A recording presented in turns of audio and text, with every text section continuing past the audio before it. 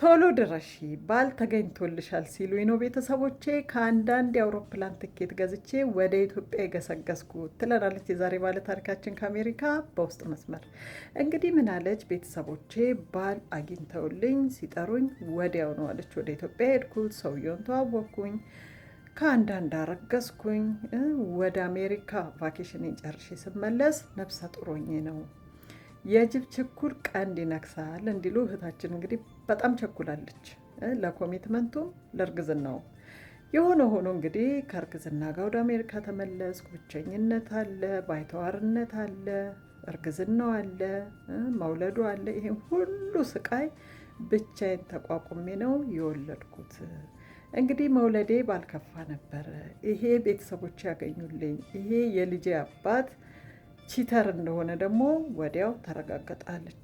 ኢማጅን ብቻዋን ባይተዋርነቱ አለ፣ ብቸኝነቱ፣ እርግዝናው፣ መውለዱ፣ በዛ ላይ ደግሞ የእሱ ሁኔታ ቺተር ሆነ። እንግዲህ ያው ቢትሬ ያደረጋት ከዳት ማለት ነው።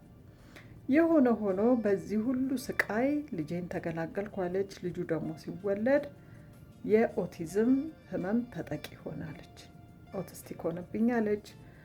እሱን እንግዲህ እያስታመምኩ እያለ ደግሞ ኦንላይን ከአንድ ሰው ጋር ተዋወቅኳለች። ከዚህ ሰው ጋር እንግዲህ ኦን ኤንድ ኦፍ እያለን እንገናኛለን። ያው ኖርማል ጓደኝነት ነው አለች። እያወራን እንግዲህ ወደ ህይወቴ መጣ።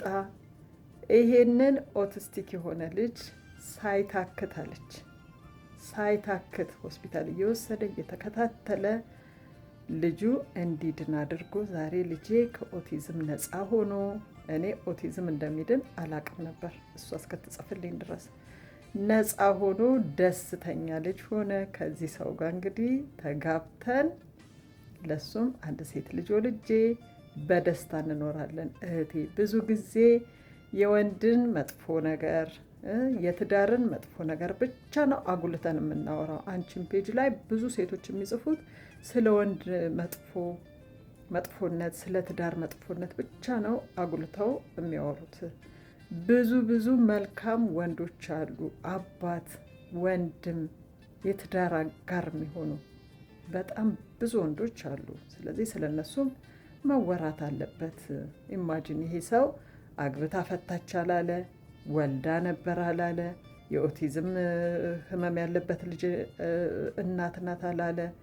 ምንም ሳይንቀኝ አለች ወደ ህይወቴ መጥቶ ይሄን ልጅ አስታሞ አግብቶኝ ዛሬ ምን የመሰለ ሰው የሚቀናበት ትዳር ውስጥ ነን ያለ ነው። ስለዚህ ሁሌ ኔጌቲቭ ብቻ ባይወራ ፖዘቲቭም ቢወራ ብላ ነው እንግዲህ እህታችን አጠር መጠን አድርጋ የጻፈችልን።